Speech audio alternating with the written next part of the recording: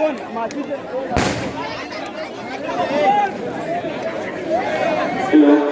अस्सलाम वालेकुम। सबसे पहले तो यहाँ जो नौजवान पढ़ाना बोल रहे हैं, पढ़ाना ना बोले। आज की ये मीटिंग जिसे हमारे सरपंच जावेद अनवर साहब ने कहा कि ये जलसा हो गया,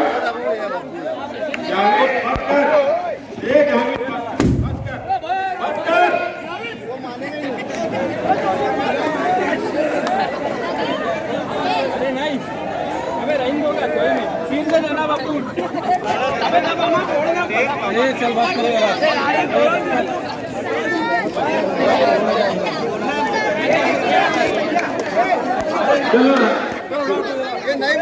जी ऐसे वो बहुत ज्यादा पार्टी का जाबाज वर्कर है, मगर दूसरे लोगों को लिहाज करना चाहिए। मैं आज के इस जलसे में खुद देरी से आया की वजह रसूल ने जो गुस्ताखी की उस ताल्लुक से सबसे पहले मैं यहाँ हमारे सरपंच से अतर हुए साहब बैठे हैं, कार्रवाई की मांग की, मगर देर रात में सुनने करने को मुझे छोड़ रहा है। मैं उनका शुक्रिया अदा करता हूँ कि शहर में सियासी तौर से उन्होंने मुझे हिदायत समझा के पास जाकर बातचीत के लिए मुझे बुलाया और हम वहाँ गए और उनसे बातचीत। उस मामले में भी हमारी पूरी कोशिश है कि उस साधु को कड़ी से कड़ी सजा मिलना चाहिए, ताकि आइंदा से इस तरह की हरकत जो की जा रही है उस पर कहीं न कहीं रोक लगे। आज का जो जलसा है वो पीएम स्कूल में रखा गया है और ये शहर का जलसा नहीं है, ये शहर की मीटिंग नहीं है, ये आगरा रोड के शुमाली हिस्से की मीटिंग है और आगरा रोड के शुमाली हिस्से के लोगों को ही इस मीटिंग में बुलाया गया है। मगर यहाँ आने के बाद जो लोगों की तादाद मुझे नजर आ रही है वो हमारे लिए आने वाले वक्त के लिए, समाजवादी के लिए, इस शहर के लिए बड़ी हौसलामंद बात है कि इस शहर में एक मिली जोड़ 1999 से दो लोगों की जोड़ी जो इस शहर को तबाह और बर्बाद कर दी। आप देखेंगे कि मुल्क में, रियासत में कहीं भी कुछ हो जाए उस वक्त तक कोई सियासी लीडर, कोई सियासी पार्टी नहीं बोलती है जब तक हम नहीं बोलते। सब ये देखते हैं कि मुस्तकिल डिग्निटी बोला कि नहीं बोला, समाजवादी के लोग बोले, अगर वो बोले उनके ऊपर पुलिस ने कुछ की कि नहीं की। जब ये महसूस कर लेते हैं कि उनके बोलने के बाद पुलिस ने उन पर कोई कार्रवाई नहीं की तो फिर वो सिलसिला शुरू होता है यूट्यूब वालों को बुलाने का, अखबार में बयानबाजी देने का। अरे कम आप लोग गुस्ताख रसूल के सवाल में तो वाहिद हामी के जो जेल में गए और हम उसको मेडल की तरह इस्तेमाल करते हैं।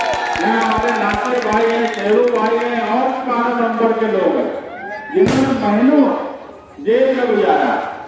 हम आज भी ये मानते हैं कि अगर कोई गुस्ताखी करेगा हमारे नबी के साथ तो हम न जेल जाने से डरते हैं, न लड़ने मरने से डरते हैं। हम हर चीज बर्दाश्त कर सकते हैं जिंदगी में, मगर कभी रसूल की शान में गुस्ताखी ये हम बर्दाश्त भी नहीं कर सकते। वो 12 नवंबर का भी वाकया, जब 12 नवंबर हुआ तो सबसे ज्यादा इफेक्ट जो हिस्से में पड़ा वो आगरा का शुमाली हिस्सा था। यहाँ के सैकड़ों नौजवान जेल में थे, सैकड़ों नौजवान जो थे वो परेशान थे, लेकिन उस वक्त नहीं। यहाँ समाजवादी की सदर है, मैं खुद भी जेल में गया, उस वक्त भी हम जो है बराबर रहनुमाई करते रहे, कानूनी और जमहूरी तर्ज पर। एक डर और खौफ का माहौल बन गया था। हम ये बात जरूर मानते हैं कि कानूनी तौर पर मदद अगर 12 नंबर के सवाल पर किसी ने किया तो वो आपको के लोग थे, निहाली लोग थे, जो कभी पुलिस से नहीं डरे, जो कभी किसी गुंडागर्दी से नहीं डरे। मगर मुझे बड़े अफसोस के साथ कहना पड़ रहा है कि एक जोड़ी है जो मुसलसल इस शहर की तरक्की के नाम पर सिर्फ और सिर्फ इस शहर को ठगा हुआ महसूस कर रही है। ना ही वो कोई तरक्की का काम करते हैं, ना इस तरह की कोई बात करते हैं जिससे तरक्की हो। जातियात पर जो लोग बात करते हैं, जातियात पर तकरीर करते हैं, ना उनके पास शहर को डेवलप करने की कोई प्लानिंग है, ना उनके पास फिरका परस्तों में लड़ने की कोई प्लानिंग है। फिरका परस्तों में लड़ने का क्या सवाल आता है? दोनों ही लोग अलग अलग जोड़ी जो है वो एक शिवसेना शिंदे के साथ है, एक बीजेपी के साथ है, सिर्फ तरीका अलग है। मगर वो ये समझते हैं कि मालेगांव शहरियान को कुछ समझता नहीं है, उन्हें ये कोई भी झांसा देंगे वो झांसे में आ जाएंगे। ऐसा इस शहर में हो नहीं सकता। आप देखेंगे 2019 का संसदीय इलेक्शन आगरा रोड के शुमाली हिस्से में निहाली वर्कर ही थे जो आसिफ शेख खानवाले के खिलाफ डट कर लड़ रहे थे। आज तुम्हारे हिस्से का एक आदमी, मैं उसका नाम नहीं लूंगा, 2019 के इलेक्शन में मुफ्ती साहब को कहीं नजर नहीं आया। जिस दिन पोलिंग थी उस दिन वो बंदा बैठा था बारान हॉस्पिटल के आगे होटल पर। मुझे मुफ्ती साहब के अगर कोई मानने वाले लोग होंगे वो बोल देंगे यहाँ पर जो आज सबसे करीब है वो पोलिंग के वक्त या इलेक्शन के वक्त वो कहीं रोड पर दिखा, किसी से वोट मांगने के लिए हिम्मत की, वो बिल में घुसा हुआ था। मगर आज सब कुछ उसी का, आज सब कुछ वही कर रहा है, जो वो बोलेगा वही होगा। जिन लोगों ने कुर्बानियां दी, जिन लोगों ने उनके लिए मेहनत की, जो निहाली वर्कर थे, जो मुफ्ती साहब के मानने वाले थे, जो रोड पर रहे, जो उनसे लड़े, जो उनसे भिड़े, उनको क्यों नहीं पूछा गया? सभी एंटी करप्शन पर हमला हुआ, सबसे पहले मैं सिविल हॉस्पिटल पहुंचा। उस वक्त के डीवाईएसपी साहब, मैंने उनको कहा 26 जनवरी के आसपास का मामला था, 1-2 दिन का फर्क था। मैं बोला अगर इनके खिलाफ सख्त कार्रवाई नहीं की गई, शेख आसिफ का भाई शेख वहाब जिसने हमला किया उस पर अगर सख्त कार्रवाई नहीं की तो शिवाजी पुतले के पास धरने पर बैठूंगा। सिर्फ ये जुमला था कि इतनी सख्त कार्रवाई हुई कि महीनों जेल में रहे। रिजवान सर के घर पर जब फायरिंग हुई उस वक्त भी सबसे ज्यादा हमने पुलिस डिपार्टमेंट पे दबाव बनाया। जो जो लोग इनके साथ थे, वो बड़े नाम हो कि छोटे नाम हो, वो इनकी गुंडागर्दी के खिलाफ कभी उनकी कोई मदद नहीं की गई, उनके साथ खड़ा नहीं रहा गया। मैं आपको एक बात का यकीन दिलाता हूं कि इस शहर में इनकी गुंडागर्दी के खिलाफ अगर हमारे किसी वर्कर को, समाजवादी के किसी मानने वाले को, निहाली सोच रखने वाले को, अगर इन्होंने आगरा रोड के शुमाली हिस्से में एक भी तकलीफ की तो सबसे पहले समाजवादी के जिम्मेदार सीना तान को उसके सामने खड़े रहेंगे। ये वादा मैं आगरा रोड के शुमाली हिस्से के तमाम ही लोगों से करता हूँ। जो मुफ्ती साहब के मानने वाले होंगे वो भी मुझे ही कॉल करते हैं, मुझे ही बुलाते हैं। आज मैं उनको भी ये यकीन दिलाता हूँ कि मैं आपके लिए, आप किसी को भी मानने वाले हो, अगर आपके खिलाफ जुल्म होगा, आपके साथ नाइंसाफी होगी तो मैं आपके लिए भी खड़ा रहूंगा। समाजवादी पार्टी खड़े रहेंगी, हमारे शेर महाराष्ट्र अबू आसिफ आजमी साहब आपके साथ खड़े रहेंगे। अब हमारी पार्टी को भी अब बड़े बड़े लीडर मिल गए हैं। हमको पहले भी जरूरत नहीं थी, शहरी सतह पे हमारा दबदबा कल भी था, हमारा दबदबा आज भी है, हमारा दबदबा आगे भी रहने वाला है। मगर आज हमारे पास एक लीडर है अबू आसिफ आजमी के नाम का। अगर कोई भी अपने आप को बहुत गुंडागर्दी करके कोई इलेक्शन के वक्त उनको डरा धमका कर कोशिश करेगा तो हम हर तरीके का मुंहतोड़ जवाब देना जानते हैं और हम रोड पर भी जवाब देना जानते हैं और ये पूरा शहर जानता है कि कानूनी जवाब भी हम ही दे सकते हैं। किसी और के बस की बात नहीं है, ना कानूनी कोई जवाब दे सकता है, ना सड़क पर कोई जवाब दे सकता है।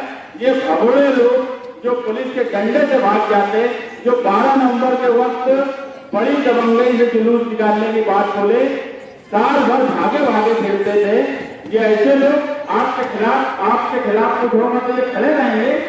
ये खुद के काम, ये कंपाउंड वाले जो है ना, उनका खुद का काम मुस्तकिल डिग्निटी 5 साल किया। मुफ्ती साहब के एमएलए रहने के बाद भी वो काम साइकिल से लेके उनके पर्सनल मैटर तक मुस्तकिल डिग्निटी काम करता था और वो खुद ये बोलते थे कि वो क्या बोलेंगे, उनकी पार्टी के कारपोरेटर उनके सामने पुलिस से तमाशा खा लिया, आके बड़ी शांत पोस्टर फाड़ दिए, तुम्हारा जब बस चलेगा उनका पोस्टर फाड़ेंगे, जब बस चलेगा उनके साथ बैठेंगे, उनके आगरा रोड के शिवाली रिश्ते को नया इस्लामपुरा, हजार खोलिए, आयशा नगर, रामनगर, इन सब एरिया के लोगों को बेवकूफ समझते हो।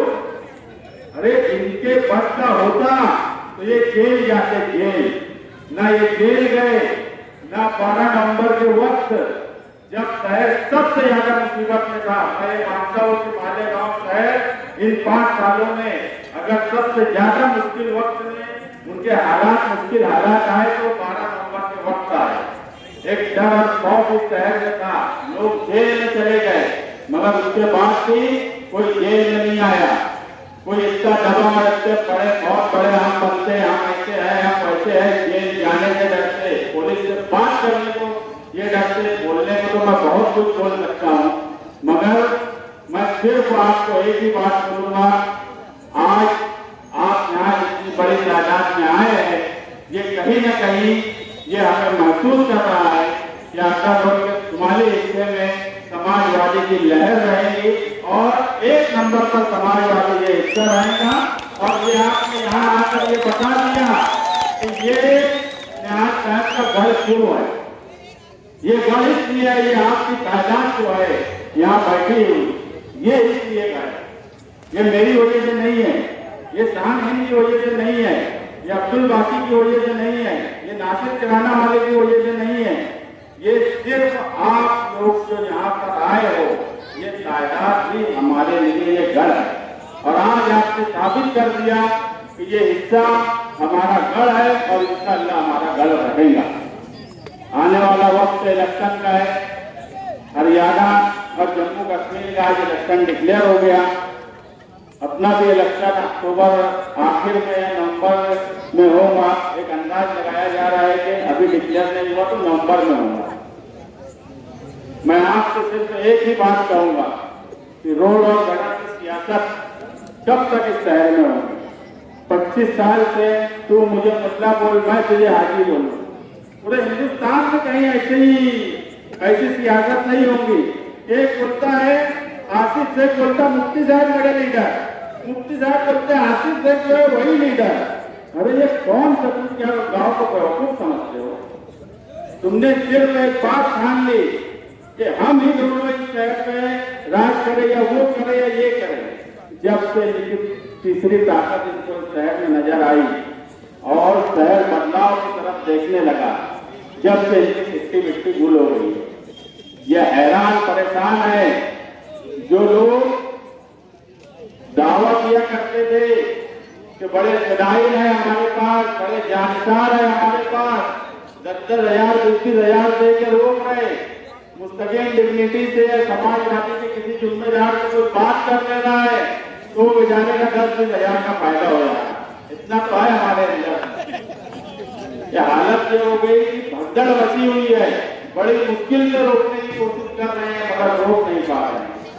आज हमारे मोहम्मद मुंबर जिनका इंतकाल हो गया, जनता दल में थे, उनके लड़के अतीक भाई पार्टी में शामिल हुए, हफीज भाई हुए और सैकड़ों नौजवान हुए।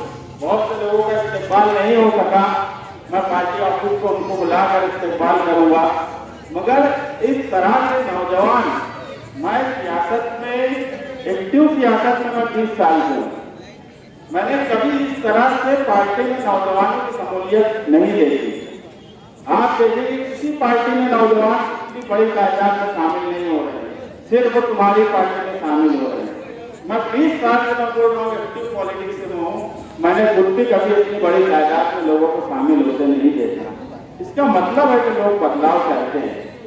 लोग चाहते हैं कि अब बात सिर्फ तरक्की की नारे की ना हो, अब बात अमली तौर पर, अब बात कॉलेज की क्यों नहीं होती, अब बात रोजगार की क्यों नहीं होती, अब बात नौजवानों और बच्चों के मुस्तकबिल की क्यों नहीं होती। मैं इससे पहले भी बोला, आप रोड और गटर के लिए वोट देंगे तो किसी को भी देंगे, कोई भी बना देगा, एक एमएलए चुन के आएगा, घर पे सो भी जाएगा तो 5 करोड़ उसको फंड मिलता है, रोड और गटर बन जाता है, मगर ईमानदारी से नहीं बनता। एमएलए का काम इस शहर में 25 साल से बताया ही नहीं है। ये स्कूल जहां आप मीटिंग ले रहे हो, बताओ मुझे कौन सियासी पार्टी ने गरीबों की बस्ती में, जब तो आबादी भी नहीं थी, कोई स्कूल शुरू किया। मैं हमेशा बोलता हूँ कि 25 सालों में इस जोड़ी ने, शेख आसिफ और मुफ्ती इस्माइल की जोड़ी ने अगर कॉलेज को छोड़ो स्कूल बनाई हो तो वो आकर बताए कि ये स्कूल बनाई है। क्यों रोजगार के ताल्लुक से बात नहीं होती। शहर बढ़ता जा रहा है, यहाँ से रमजानपुरा पहाड़ लगने तक आबादी बढ़ रही है, कोई प्लानिंग है? आप किसी भी शहर में चले जाइए, जब शहर दूसरे हिस्से में बढ़ना शुरू होता है तो प्लान के तहत होता है। इन्हें कुछ समझता ही नहीं, ये कुछ करना ही नहीं चाहिए। जितना ओरिजिनल मालेगांव है उससे खराब नए हिस्से में बढ़ना शुरू हुआ। जमीन गलत तरीके से बेच लोगों को फंसाने का काम करते हैं। इस तरह की पॉलिटिक्स 25 सालों से हो रही है। एक एक बात, एक एक चीज का हिसाब है। अभी तो बहुत वक्त है इलेक्शन को, आपकी यहाँ तादाद हमको इतना तो हौसला देती कि हम बड़ी ताकत से इलेक्शन लड़ेंगे। और एक खुशखबरी भी आपको दे देता हूँ कि इंशाअल्लाह पहला टिकट तुम्हारी पार्टी का ही शहर में ऐलान होगा। बाकी तो किसी के पास जनता नहीं है, किसी के पास जनता नहीं है, कोई जाके की उसूली कर रहे कि भैया कौन सी पार्टी से जाएंगे। मैं आज तुमको बोल रहा हूँ, सबसे पहला ऐलान तुम्हारी पार्टी की तरफ से असेंबली में होने वाला है। ये मैं आपको यकीन दिलाता हूँ कि इस शहर में आप ऊपर के जो निगरान है वो भी बड़े फिक्रमंद है कि मालेगांव शहर में किस तरह से इलेक्शन जीता जाए। और आप लोगों की सारी एक्टिविटी को देख भी रहे हैं, समझ रहे हैं। मैं आपको बोला कि पहला टिकट इस शहर समाजवादी पार्टी का ऐलान होगा इंशाअल्लाह ताला, बहुत जल्द होगा। मैं आपको बस यही गुजारिश करूंगा कि पार्टी तंजीम है और तंजीम जो है वर्कर से चलती है, जिम्मेदारों से चलती है। इलेक्शन जो है अकेले न मैं लड़ सकता हूँ, न खान नहीं लड़ सकती है, न कोई और लड़ सकता है। जब तक आप लोग अभी से अपने अपने साथी, अपने अपने घर वालों को और एक माहौल जो बना हुआ है उसको संभालने की कोशिश करें। शहर बड़ा हो गया है, हमारा खानदान सियासत में नहीं है। हमारे खानदान, हम हमेशा यही बोलते रहे कि जो हमारी पार्टी है वही हमारा परिवार है, वही हमारे भाई है, वही हमारे सरपरस्त है। तो आप ही लोग हो जो कुछ लोगों को बड़ा घमंड है अपने खानदान पर, और खानदान पर घमंड इसलिए है कि चोरी का मौका देते हैं, बदलवानी और करप्शन का मौका देते हैं। इस शहर में गुंडागर्दी और बदलवानी को अगर कोई रोक सकता है तो तुम ही रोक सकते हो। और हम पूरी ईमानदारी से गुंडागर्दी, बदलवानी, पहले की कांग्रेस, बाद की राष्ट्रवादी, अभी बगैर घंटे के इधर उधर जो फिर रहे हैं, दुनिया को बेवकूफ समझ रहे हैं, बीजेपी के तलवे चाटने के चक्कर में लगे हैं।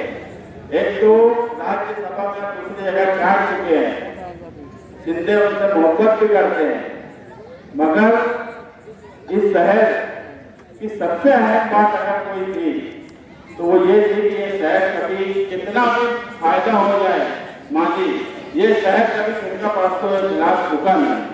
ये शहर की सबसे बड़ी बात अगर मैं कोई मानता हूँ तो वो यही है कि कोई कैसे भी हालात आ गए, ये शहर फिरका परस्तों के खिलाफ झुका नहीं।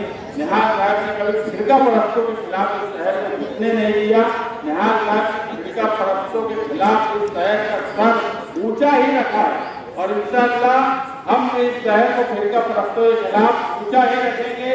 फिरका परस्तों से भी हम लड़ेंगे, बदनामों से भी हम लड़ेंगे, गुंडागर्दी करने वालों से भी हम लड़ेंगे। मैं आपको वापस ही यकीन दिलाता हूँ कि किसी भी आगरा रोड के शुमाली हिस्से में किसी के साथ गुंडागर्दी अगर हुई तो मुंहतोड़ जवाब देंगे। वो रोड पर आकर देना पड़े, कानूनी तौर पर देना पड़े, मगर हम मुंहतोड़ जवाब देंगे। मैं आपको यकीन दिलाता हूँ। बस इतना ही कहकर मैं अपनी बात खत्म करता हूँ।